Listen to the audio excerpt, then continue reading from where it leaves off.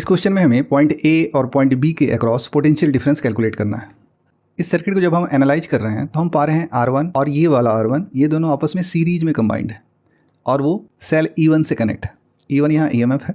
उसी तरह इस ब्रांच में जब हम चलते हैं तो इसमें हम देख रहे हैं ये R1 और ये R1 भी आपस में सीरीज में कंबाइंड है और ये दोनों आपस में E3 EMF के सेल से कनेक्ट है।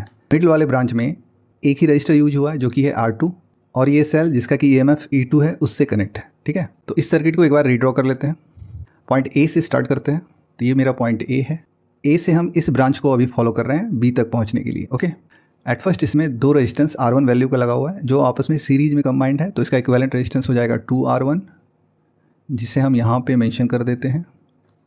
इसके बाद ये EMF E1 से कनेक्ट है, आगे इसे E1 से कनेक्ट कर देते हैं। ओके, और ये पॉइंट बी हो गया। मिडिल वाले चैनल में क्या है, एक ही रजिस्टर है R2, तो ये रजिस्टर R2 हो गया।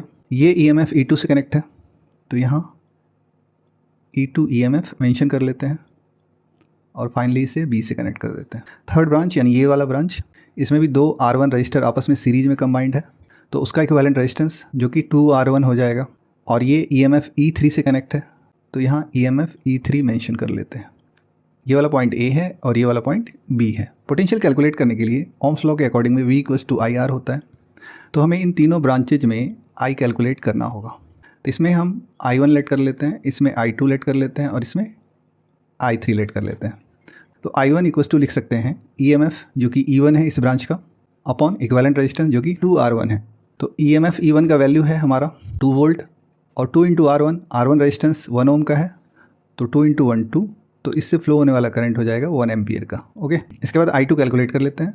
तो I2 के लिए EMF E2 है और रेजिस्टेंस R2 दे रखा है इसमें, तो EMF E2 और E3 इक्वल है जो कि 4 वोल्ट के बराबर है, तो यहाँ 4 लिख लेते हैं और R2 मेरा है 2 ओम का, तो इसके थ्रू आउट जो करंट बनेगा वो 2 एम्पियर। इसी तरह I3 भी कैलकुलेट कर लेते हैं।